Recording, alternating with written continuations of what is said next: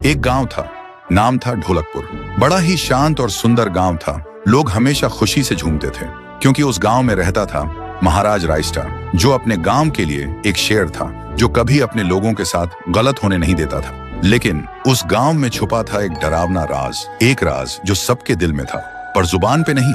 गांव के बीच एक सूखा हुआ पेड़ था जिसे लोग कहते थे श्रापित पेड़। ना कोई उसके पास जाता, ना कोई उससे आंख मिलाता। हर पूर्णिमा के अगले दिन उस पेड़ के नीचे एक लाश मिलती थी।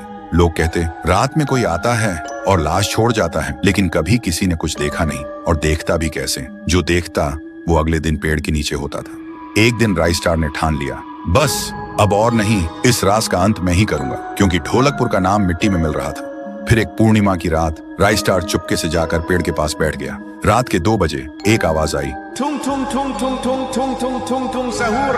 और फिर वो पेड़ भूत में बदल गया। वो भूत कुछ अजीब सा था, एक भयानक शैतानी हंसी वाला चेहरा, आंखें बड़ी बड़ी। वो पेड़ चल के एक घर के गेट को जोर जोर से खटखटाने लगता है। तभी एक आदमी डर के मारे आवाज सुन के बाहर निकलता है। वो भूत अपने लकड़ी जैसे हाथ से एक ऐसा थप्पड़ मारता कि उसकी सांस वहीं थम जाती है, और उसी जगह उस लाश को ले जाता है और वापस फिर से पेड़ बन जाता था। देखते ही रायस्टार का दिल कांप जाता है, पर वो कुछ बोलता नहीं।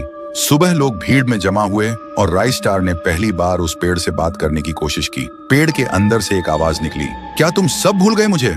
रायस्टार बोलता है, तू कौन है? पेड़ बोलता है, मैं हूँ ठुन ठुन ठुन साहुर। एक वक्त था जब मैं भी इस गांव का एक प्यारा सा बच्चा था, लेकिन 100 साल पहले मुझे इसी पेड़ से रस्सी बांधकर उल्टा लटका दिया गया, गांव वालों की आंखों के सामने, और मेरी मौत को तमाशा बना दिया गया, सिर्फ इसलिए क्योंकि मैंने एक राज देख लिया था जो लोग छुपाना चाहते थे। और उसी पल से मेरी रूह इस पेड़ से जुड़ गई। उस दिन से मैं इंसान नहीं, एक सज्जा बन गया, और हर पूर्णिमा में एक राजदार को चुनता हूँ और फिर उसे उसकी खामोशी का हिसाब देता हूँ। रायस्टार बोलता है, लेकिन अब तो वो लोग मर चुके हैं ना, जो तेरा कसूरवार थे। अब तू मासूम लोगों को क्यों मार रहा है? पेड़ कुछ देर चुप रहता है, फिर बोलता है, ठीक है, बस एक बार मुझे याद करो, एक दिया जला दो, फिर मैं कभी किसी को नहीं मारूंगा। फिर रात में सब लोग आते हैं, एक एक दिया जलाते हैं, और तभी पेड़ अपने आप से आग पकड़ लेता है, और आखिर में मुक्ति मिलती ठुन ठुन ठुन साहुर को।